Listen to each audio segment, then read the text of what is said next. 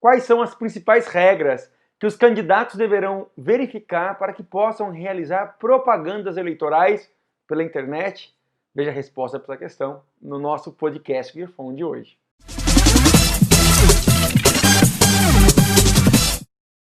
É um fato inquestionável que as mudanças nas configurações de relacionamento social e o avanço do emprego de redes sociais têm causado uma mudança extremamente significativa na forma de realizar a propaganda eleitoral. Por isso, a propaganda eleitoral feita na internet tem se mostrado extremamente eficiente e com uma ampla empregabilidade, seja em razão das facilidades para que haja as publicações, como o avanço que pode ser ampliado com o pagamento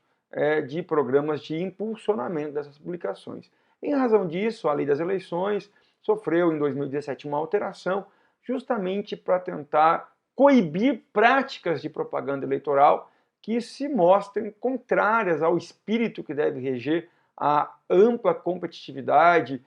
entre os candidatos, respeitando-se, óbvio, os princípios democráticos, republicanos e ainda os direitos fundamentais daqueles que concorrem ao pleito eleitoral. Em grosso modo, podemos colocar que as principais observações e regras que devem ser levadas em conta quando se pensa na propaganda eleitoral na internet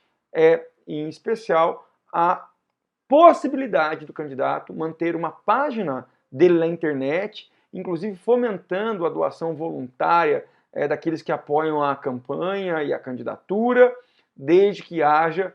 a identificação de todos que fizeram a doação e a consequente prestação de contas depois junto à Justiça Eleitoral. Também é possível que o candidato use suas redes sociais, né, o Twitter, Instagram, Facebook, para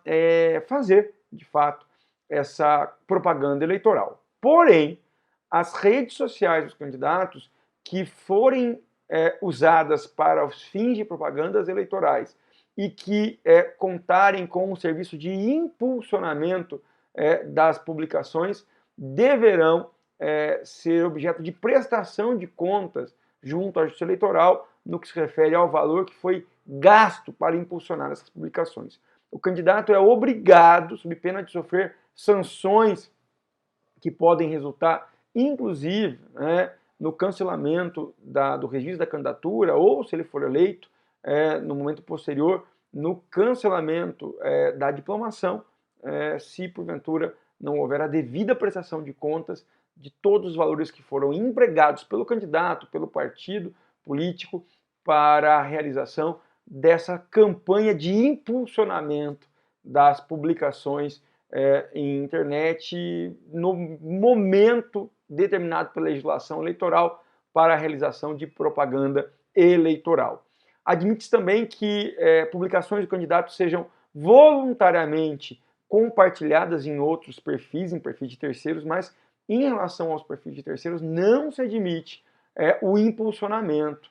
justamente para evitar que se realize uma burla, uma violação ao dever de prestação de contas do que o candidato efetivamente usou para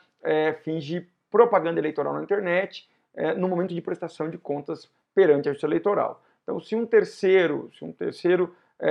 perfil publicar algo do candidato, não se admite que esse terceiro faça o impulsionamento, podendo inclusive haver provocação da Justiça Eleitoral para que se determine a retirada do ar dessa publicação impulsionada num perfil de terceiro, e ainda, se houver a comprovação de que o candidato participou dessa prática ilícita, é possível que se determine o pagamento de multa, que pode ser de 5 mil a 30 mil reais, ou o dobro do valor que o candidato tenha gasto e não foi publicado na sua prestação de contas, juntamente ao terceiro, para que houvesse a publicação. Não admite-se, não é permitido também, no âmbito das propagandas eleitorais digitais, a utilização de robôs ou perfis falsos, os perfis que nós chamamos de fakes, justamente para evitar as chamadas campanhas de desconstrução de candidatos, por meio da publicação de notícias inverídicas, notícias que desabonem a pessoa, a honra, a história de determinado candidato e que dificultem, portanto, a apuração dos responsáveis. Percebemos, portanto, que, a grosso modo, a legislação eleitoral e a lei das eleições em especial, juntamente com o TSE, buscam coibir, por meio da propaganda eleitoral digital, o abuso do poder econômico, já que exige a prestação de contas daquilo que o candidato ou o partido gastou nas eleições, e proíbe, inclusive, que terceiros financiem sem declarar isso perante a Justiça Eleitoral, o que foi pago para impulsionar campanhas em outros perfis que não sejam dos candidatos, e também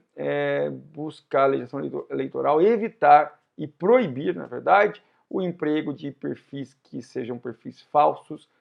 que propaguem notícias fakes e que interferem decisivamente de modo bastante reprovável no cenário ideal das eleições, justamente esse cenário que tanto a lei das eleições quanto o TSE buscam promover. Gostou do podcast Grifon de hoje? Bom, como de costume aqui na Grifon, nós sempre agradecemos a sua audiência, as sugestões que vocês enviam junto aos nossos canais de contato para melhorar ainda mais o nosso serviço e atender as expectativas de quem acompanha o nosso trabalho. Lembro que os nossos podcasts são publicações semanais, gratuitas, que traz conteúdo jurídico sempre atualizado e de interesse para a compreensão do direito público, em especial os temas que estão relacionados com a realidade municipal. Nós estamos com as publicações atualizadas na página da Grifon no YouTube ou no seu buscador de mídia digital de interesse, como o Spotify, por exemplo.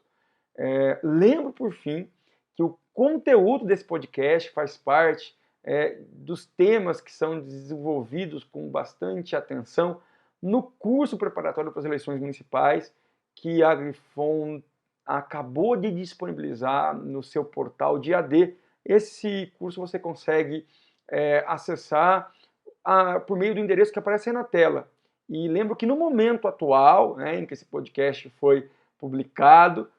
os cursos da Grifon podem ser realizados gratuitamente. Então acesse o portal EAD, faça os cursos da Grifon, aprenda temas de grande importância para o direito público municipal e, no caso específico, para as eleições aos mandatos de vereador de 2020. Eu tenho certeza que você vai gostar muito do conteúdo que nós preparamos com muito cuidado para você.